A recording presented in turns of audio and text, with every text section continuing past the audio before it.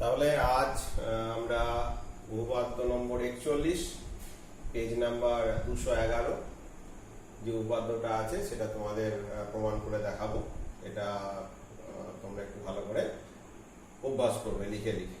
এখানে বিবৃতি হিসেবে কি দেওয়া আছে, বৃত্তের বহিস্থ কোনো বিন্দু থেকে যে দুটি স্পর্শক অঙ্কন করা যায়। এই কথাটা ভালো করে মনে রাখবে যে একটা বহিস্থ বিন্দু থেকে বৃত্তের উপরে দুটো মাত্র স্পর্শক আঁকা যায়। এটা আমি আগেও তোমাদের বুঝিয়েছি।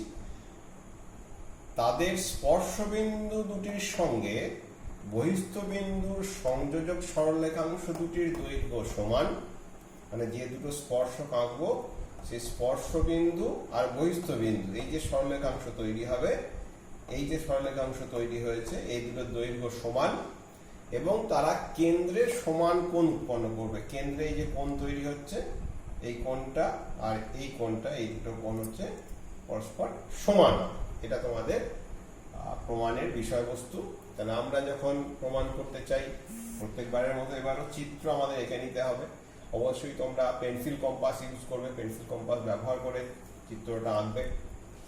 কেন্দ্র জি, একটা বৃত্ত আঁকা হলো, বাইরে যে কোনো একটা বিন্দু আমি পি নিয়েছি, এই বিন্দু থেকে যে কোনো দুটো স্পর্শক স্কেল বসিয়ে পেন্সিল দিয়ে তোমরা আঁকবে। অনেকের অভ্যাস আছে পেন দিয়ে আঁকা, যেমন করে খুশি আঁকা, স্কেল ব্যবহার না করা, এগুলো করবে না, উপপাদ্য এগুলো খুব জরুরি। স্কেল পেন্সিল ব্যবহার করে এই দুটো স্পর্শক আমি আঁকতে বলবো।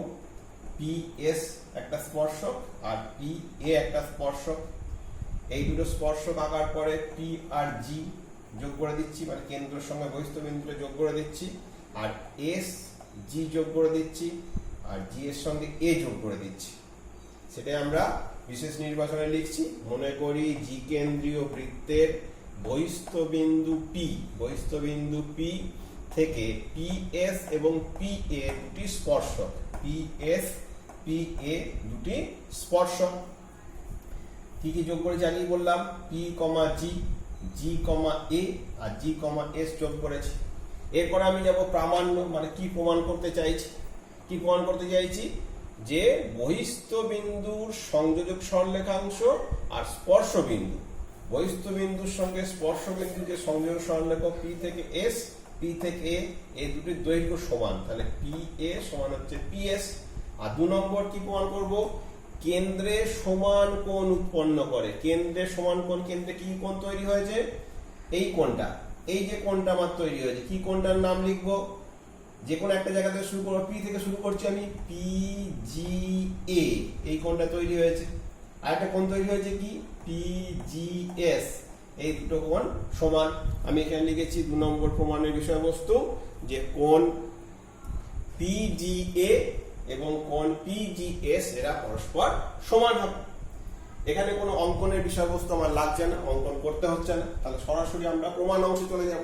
কি প্রমাণ, দেখো আমরা এর আগের উপপাদ্য যেটা 40 নম্বর উপপাদ্য করেছি, তার বিবৃতির মূল বিষয়বস্তু কি ছিল, যে বৃত্তের যদি আমরা স্পর্শক আঁকি আর স্পর্শ বিন্দুর সঙ্গে যে ব্যাসার্ধ পাবো সে তারা পরস্পর লম্ব। আমাদের তাহলে সেই বিবৃতিটা মনে রাখতে হবে। আমরা জানি কোন বৃত্তের স্পর্শক এবং স্পর্শ বিন্দুগামী ব্যাসার্ধ পরস্পর লম্ব। তাই যদি হয় তাহলে এখানে স্পর্শক আমার হচ্ছে পি এ আর স্পর্শ বিন্দু ব্যাসার্ধ, স্পর্শবিন্দুগামী ব্যাসার্ধ হচ্ছে জি থেকে এ, জি থেকে এ। তাহলে এরা কি হবে, পরস্পর লম্ব, মানে এই কোণটা হবে সমকোণ বা 90 ডিগ্রি। আবার এদিক থেকে যদি আমরা দেখি, পি থেকে এস এটা হচ্ছে আমার স্পর্শক আর স্পর্শ বিন্দুগামী ব্যাসার্ধ হচ্ছে জি এস, তাহলে এরা হচ্ছে পরস্পর লম্ব, মানে এই কোণটা হচ্ছে সমকোণ। অর্থাৎ পি এস জি এটা সমকোণ, পি এ জি এটা হচ্ছে সমকোণ, সেটা আমি লিখেছি। সুতরাং পি এ জি এবং পি এস জি হচ্ছে সমকোণ। তাহলে এখানে তাকিয়ে দেখো এবার তোমরা দুটো ত্রিভুজ দেখতে পাচ্ছ। দুটো ত্রিভুজ কি কি, যদি আমি পি থেকে শুরু করি, পি এ জি এটা একটা ত্রিভুজ আর পি এস জি এটা একটা ত্রিভুজ। এই দুটো ত্রিভুজেরই একটা করে কোণ হচ্ছে সমকোণ বা 90 ডিগ্রি। তাহলে ত্রিভুজটাকে আমরা কি বলবো, কোনো ত্রিভুজের যদি একটা করে কোণ সমকোণ হয়ে যায়, তোমরা জানো সেই ত্রিভুজকে আমরা বলি সমকোণী ত্রিভুজ। তাহলে তারপরের লাইন আমার হচ্ছে তাহলে কোণ ত্রিভুজ PGA এবং ত্রিভুজ PGS সমকোণী ত্রিভুজ। যেহেতু একটা করে কোণ সমকোণ হয়ে গেছে, তাহলে ত্রিভুজ দুটো হয়ে গেল সমকোণী ত্রিভুজ। এবার তোমাদের জানতে হবে সেটা হচ্ছে দুটো ত্রিভুজ যদি সমকোণী হয়ে যায় তাহলে তাদের সর্বসমতার শর্ত কি।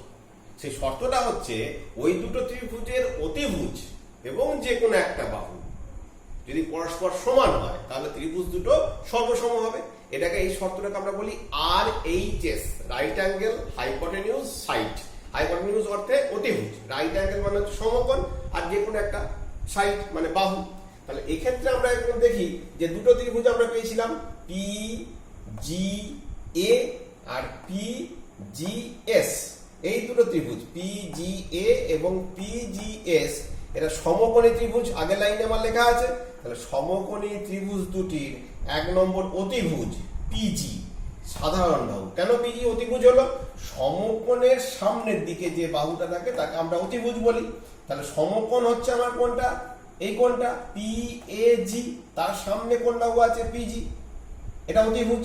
আবার এদিক থেকে যদি আমরা দেখি PSG, এটা হচ্ছে সমকোণ ছিল, তার সামনের দিকে যে বাহুটা আছে সেটা হচ্ছে PG, তাহলে PG অতিভুজ। দেখো দুটো ত্রিভুজই আছে, সেই জন্য লিখছি আমরা অতিভুজ PG সাধারণ বাহু।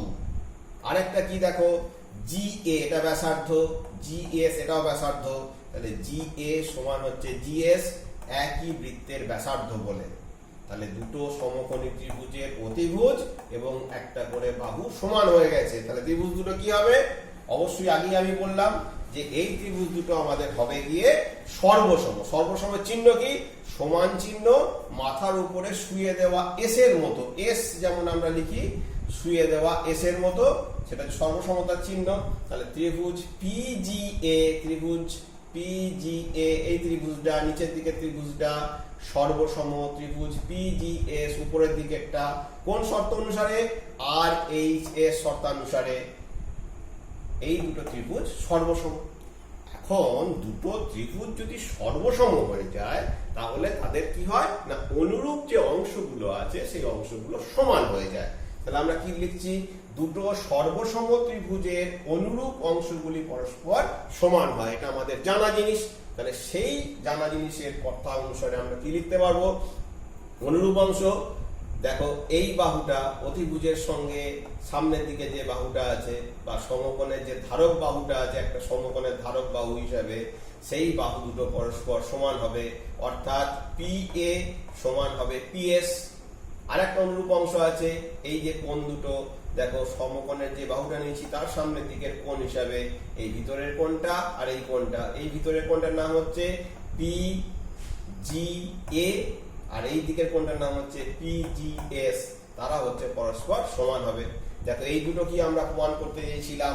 PA সমান PS আর PGA সমান হচ্ছে কোণ PGS, এরা সমান হলো। তাহলে আমি যেটা প্রমাণ করতে চেয়েছিলাম সেটা প্রমাণিত হলো। এই ক্ষেত্রে তোমাদের সমকোণী ত্রিভুজের সর্বসমতার শর্ত ব্যবহার করে এই উপপাদ্যটা প্রমাণ করতে হবে। খুব ভালো করে মনে রেখে দেবে, আমি যে ধরনের নাম দিয়েছি সেই ধরনের নাম পাল্টে দিয়ে এটাকে তোমরা নিজেরা অভ্যাস করে পড়ার চেষ্টা করবে। আশা করি সফল হবে এবং ভালো করে পড়াশোনা করবে।